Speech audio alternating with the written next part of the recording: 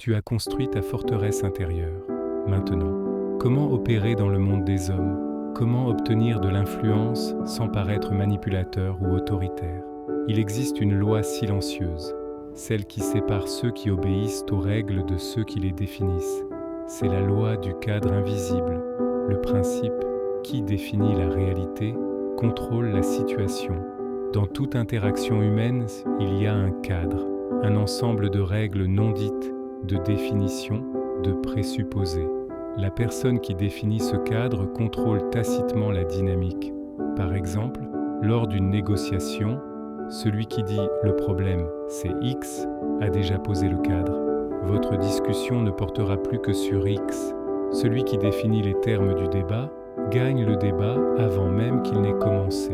La méthode, les 3 leviers du cadre. Pour maîtriser cette loi, tu dois agir sur 3 leviers. Levier 1, le langage. Utilise des présuppositions. Au lieu de dire « si on travaillait ensemble », cadre incertain, dis « quand on travaillera ensemble, voici comment », cadre de certitude.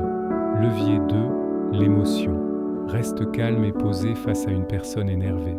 Ton calme devient le cadre, son agitation devient une anomalie. Levier 3, l'action. Sois le premier à proposer un plan, même basique.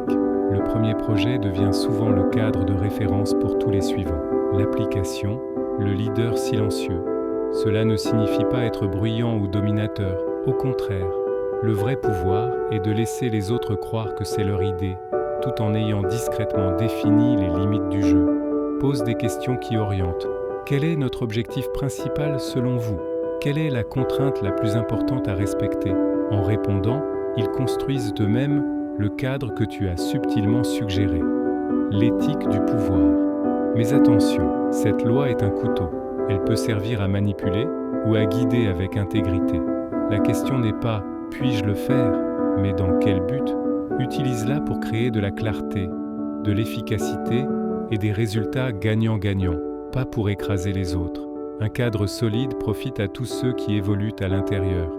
Commence à observer les cadres dans tes conversations. Qui les définit? Maintenant, tu as les outils pour reprendre ce pouvoir. Si tu veux découvrir les 5 phrases qui redéfinissent instantanément le cadre d'une discussion, like cette vidéo, abonne-toi et je te les envoie en message privé.